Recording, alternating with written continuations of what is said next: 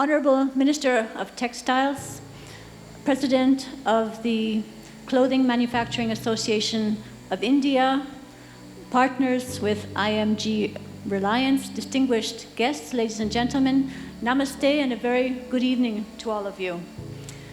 I'd like to start by expressing my warm appreciation for the Minister and the extraordinary effort that's being made to place India's textile industries at the heart of India's development and employment creation in a sustainable manner.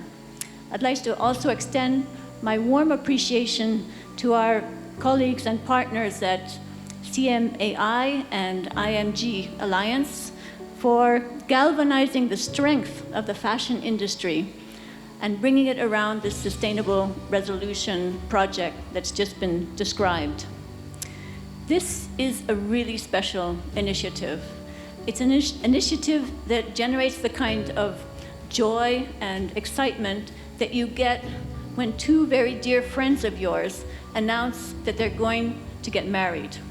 It's an engagement party, and it's an engagement party of two people that you know deserve to be together and that will result in a marriage made in heaven. The Sustainable Development Goals, and particularly the environment and climate goals, need the fashion industry. And the fashion industry equally needs sustainable development. We're not talking about a small sector. We're talking about a huge industry.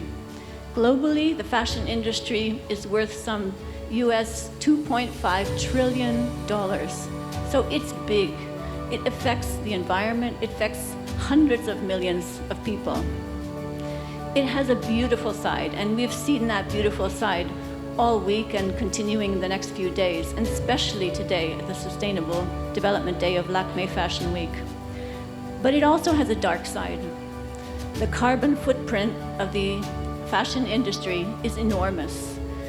Globally, the carbon footprint represents 10% of all global greenhouse gas emissions. That's more than the aviation industry and the transport sector put together. It also produces immense waste. 20% of the water waste of industries in the world is coming from the fashion industry. It produces other forms of waste. 65% of textiles end up in landfills or in the incinerator, and often even before they're ever used. So there's an immense amount to do to make the fashion industry more sustainable.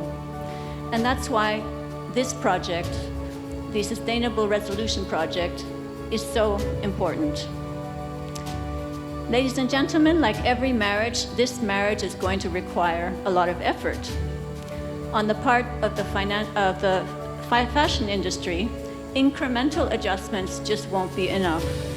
A serious transformation of the industry is needed, a kind of fashion industry 2.0 for people and for planet. The back end of the fashion industry must become as beautiful as the front end. Because as you know so well, our planet is suffering.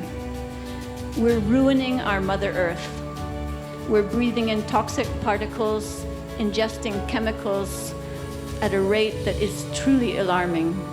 Not a day goes by before we hear another story of some harrowing aspect of environment pollution.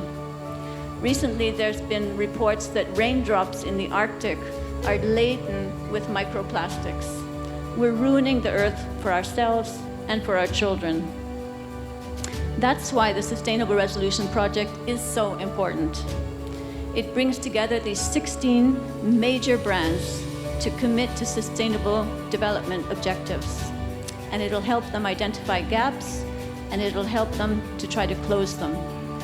It's a set of concrete targets aligned with the UN Fashion Industry Charter for Climate Action, a commitment to outsource and utilize certified sustainable raw materials by 2025.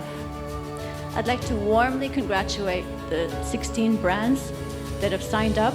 I understand it represents some 75% of India's apparel industry. That's extremely significant.